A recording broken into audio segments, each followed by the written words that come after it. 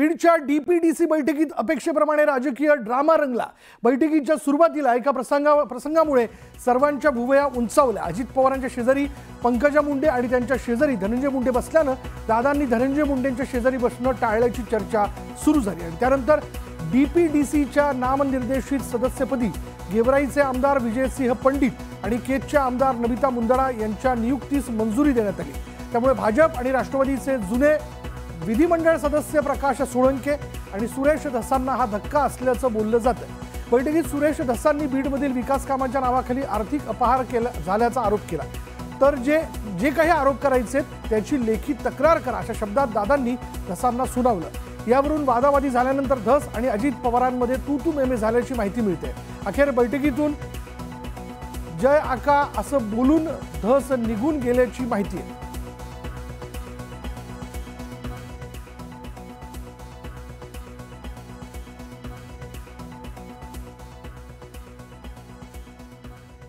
जर कोणी खंडणी मागितली तर मकोका लावेन असा थेट इशारा उपमुख्यमंत्री अजित पवारांनी बीडच्या राष्ट्रवादीच्या कार्यकर्त्यांना दिलाय। पालकमंत्रीपद स्वीकारल्यानंतर अजित पवार पहिल्यांदाच बीड दौऱ्यावर आले।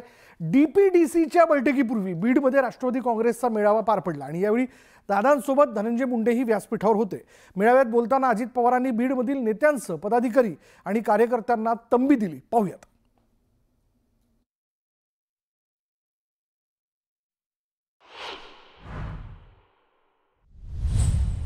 मी एक गोष्ट पुन्हा आपल्याला सगळ्यांना सांगेन, जर कोणी कुठल्या गोष्टीमध्ये जबाबदार असेल, जर कोणी तिथं कुठेतरी वेडेवाकडे प्रकार केलेले असतील, मी आपल्याला सगळ्यांना सांगतो, विकासाची कामं करत असताना कुणी कुणाला खंडणी मागण्याचा प्रयत्न त्या ठिकाणी करू नये।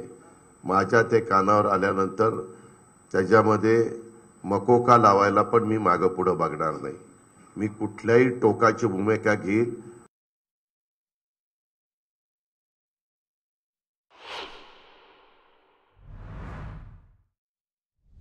मी म्हणेल ते, कारण आम्ही बघतो कधी कधी टीव्हीला वगैरे दाखवलं जातं चॅनलला, कुणी रिव्हॉल्वर काढतं, वर काही रिव्हॉल्वर उडवतात, कुणी इथं रिव्हॉल्वर वगैरे लावून फिरतात। मी डिपार्टमेंटला सांगणार आहे, जे कुणी वर रिव्हॉल्वर वाहून फिरेल त्याचं लायसन कॅन्सल करायचं। रिव्हॉल्वर हे तुमच्या स्वसंरक्षणाकरता किंवा तुम्ही वस्तीवर राहत असेल तर 12 बोर किंवा सिंगल बोर जे काही तुम्हाला घ्यायचं आहे ते तुम्ही घरामध्ये ठेवली पाहिजे, तिथं त्याचा वापर त्या बाबतीमध्ये केला पाहिजे। हे जे रीवीर तुमचे बनतात ना, ते पण मी खपून घेणार नाही। मी सगळ्याला नियम सारखा लावणार आहे। ह्याच्यामध्ये मला टार्गेट करायचं नाही, परंतु बदल झाला पाहिजे हे मलाही जाणवलं पाहिजे, इथल्या सर्वसामान्य नागरिकांना पण जाणवलं पाहिजे।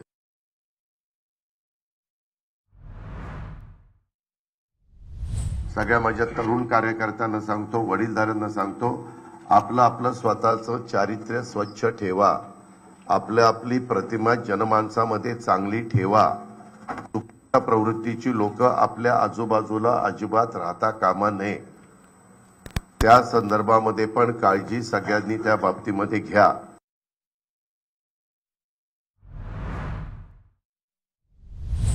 उगीचच नुसतं मी आलो की मला भला मोठा हार द्यायचा, मला बुके द्यायचा, मूर्त्या द्यायच्या, पांडुरंगाची द्यायची, विठ्ठलाची द्यायची, पण त्यांनी काय सांगितलंय ते पण डोळ्यात समोर ठेवा ना। साधू संतांचे काय विचार आहेत, इतर काय गोष्टी आहेत, आणि फार तुम्ही अपेक्षा ठरल्या आता काय दादा आलाय आता काय काळजी नाही, तर ते डोक्यातनं काढा। मी जरी तुमच्या जवळचा असलो तरी चुकीचं वागू नका। मी पुन्हा तुम्हाला सांगतोय, बीडच्या परिसरामध्ये अनेक प्रकारच्या वेगवेगळ्या बातम्या सध्या पेपरला आपण वाचत असतो। त्याच्यामध्ये जिथं तथ्य असेल तिथं संबंधितांच्यावर कारवाई केली जाईल, जिथं तथ्य नसेल त्या संदर्भामध्ये कारवाई करण्याचा प्रश्न येणार नाही।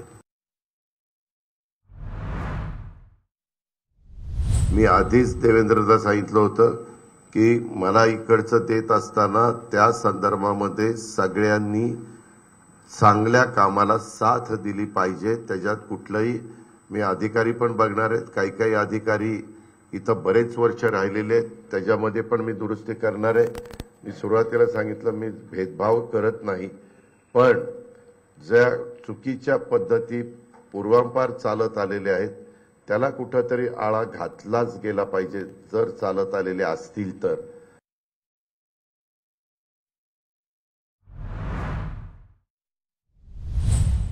बरेच जण आता काय व्हायला लागलंय, आता सत्ता आली आमच्याकडे 5 वर्षाकरता, लोकांना कळलेलं आहे.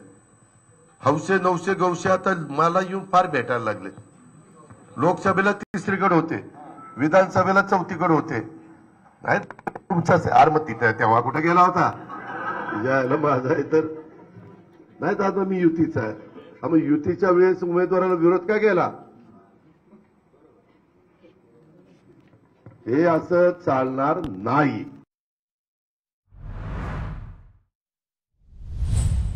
काही दिवस तुमचं वागणं बोलणं अशांचं मी बघेन खरंच दुरुस्त होत आहेत का. कारण सरडा कसा रंग बदलतोय तशी काही एक जमात असते, सगळीकडे असते, माझ्याकडे पण आहे. ती जर उगवत्या सूर्याला नमस्कार करायचा, आज कुठं उगवलं इकडं, तसलं चालणार नाही. मी स्पष्टपणे सांगतोय, राजेश्वर मी तुझ्या देखत सांगतोय, लोकप्रतिनिधींच्या देखत सांगतोय, उद्याच्याला परत कुणी आलं नाही दादा एवढ्या वेळेस पांघरून आला, पांघरून फाटून गेले माझं, एवढ्या वेळेस पदरच राहिला नाही आम्हाला, असलं अजिबात चालणार नाही. बीडच्या डीपीडीसीच्या बैठकीत अपेक्षेप्रमाणे जोरदार खडाजंगी झाली आणि यावेळी अजित पवार, धनंजय मुंडेंसोबत सुरेश धस यांची बाचाबाची झाल्याचं बोललं जात आहे. बीडमधील विकास कामांच्या नावाखाली कोट्यवधींचा भ्रष्टाचार झाल्याचा आरोप धस यांनी केला आणि त्यावर फार बोलू नका, तुम्हाला जे म्हणायचंय त्याची लेखी तक्रार करा असं म्हणत अजित पवारांनी धसांचं बोलणं तोडलं. डीपीडीसीच्या बैठकीत माध्यमांना परवानगी नव्हती, पण बैठकीतून बाहेर आल्यानंतर सोनवणे यांच्या प्रतिक्रियेनंतर यावर जोरदार चर्चा रंगली. एकीकडे 73 कोटींच्या गैरव्यवहाराचा मुद्दा तर दुसरीकडे पेन ड्राईव्हच्या मुद्द्यावरून जोरदार तू मेमे झाल्याची माहिती मिळते. डीपीडीसीच्या मीटिंगमध्ये तसा विषय झाला नाही, पण इथं जर कुणी डीपीडीसीच्या मीटिंगमध्ये कुणाला एकाला कॉर्नर करून कुणी बोललं तर आम्ही गप्प बसणार नाही. आणि जिथं म्हणलं की कुणी दहशत आहे तर आम्ही त्याला उत्तर दिलं, दहशत कुणाची त्याचं उत्तर द्या. त्याच्यामुळे जिथं माजी पालकमंत्री म्हणले की इथं अधिकाऱ्यावर दहशत आहे, मग कुणाची दहशत आहे, मग त्याच्यावर थोडी झाली बाचाबाची, तर त्याच्यावर बैठक संपली. बाचाबाची किरकोळ विषय एवढं तेवढं होत असतं, ते विषय मला वाटतं मीडियाच्या समोर येऊ नये, गाठ नाही. किरकोळ एकामेकाला बोललं किरकोळ म्हणजे काय लगेच वाद काय भांडणं लावतात काय? धनंजय मुंडे म्हणले का भांडणं झाले, बोलणं झाले, धनंजय मुंडे म्हणले का भांडणं झाले नाही, मग आम्ही म्हणणार नाही भांडणं नाही झाले. एकामेकाबद्दल बोलावंच लागतं. भांडण काय मुद्द्याचं भांडण नाहीये, हे मुद्द्याचं भांडण आहे आणि आम्ही मुद्द्याचं भांडण व्यवस्थित हे भांडण तुमचं कॅमेरा द्या ना. मुद्दे मानले तुम्ही विकासासाठी? नाही सर्वच विषय सर्वच त्या बाबतीत. दरम्यान पेन ड्राईव्हच्या मुद्द्यावर धस आणि मुंडेंनी काय प्रतिक्रिया दिली ते आपण पाहूयात. जे बोगस पैसे वगैरे उचलण्यात आलेले होते त्या मुद्दा उपस्थित करायला लागल्याच्या नंतर अजितदादांनी सांगितलं लेखी पत्र द्या, तेवढे पेनड्राईव्ह देणार आहे, माझ्याकडे पुरावे आहेत आणि मी मी सगळ्या मीडियाला कालच दिलं ना पेनड्राईव्ह. अजितदादांना दिलं का तुम्ही? अजितदादांच्या पीएला दिलं ना डिस्प्लेना, आज डिस्प्लेच होते ना बरोबर, त्यांना कालच पाठवले ते, आज दिलंय का? कालच रात्री पाठवलं. स्वरूपाचा आरोप होता, ते म्हणाले होते की मी पुरावे देणार आहे अजित पवार. त्या बाबतीमध्ये या ठिकाणी आमची कसलीही समोर चर्चा झालेली नाही. या बाबतीत जी चर्चा झाली त्या चर्चामध्ये जे काय असे आरोप आहेत तर त्यांनी मांडलं, आम्ही म्हणलं की त्या ठिकाणी जर असं कुठं वाटत असेल तर सबंध 15 वर्षाची या ठिकाणी चौकशी सरकारने करावी. धनंजय मुंडेंच्या राजीनाम्याविषयी उपमुख्यमंत्री अजित पवारांनी जी भूमिका मांडली तीच आमची भूमिका असल्याचं स्पष्ट मत मुख्यमंत्री देवेंद्र फडणवीस यांनी व्यक्त केलं.